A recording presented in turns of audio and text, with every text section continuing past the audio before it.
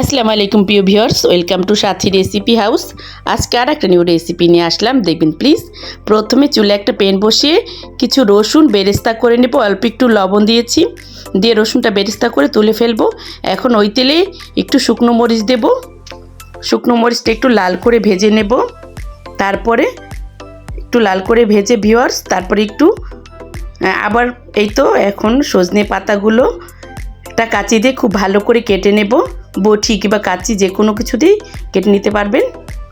তারপরে একটু লাল করে ভাজার পর আবার একটু বেশি করে রসুন দিয়ে দিলাম, তারপরে একটু পেঁয়াজ কুচি দেব, দিয়ে খুব ভালো করে বাদামি কালার করে ভেজে নেব।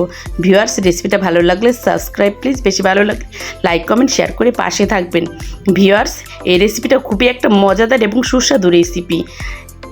এটা আপনারা তৈরি করে খেয়ে দেখবেন, একদম শরীরের জন্য খুব ভালো, ডায়াবেটিস রোগীদের জন্য খুব ভালো। এই তো ভাজাটা কমপ্লিট, এখন সজনে পাতাগুলো দিয়ে দিলাম, দিয়ে এখন এর সাথে আবার বেশি করে পেঁয়াজ কুচি দেব।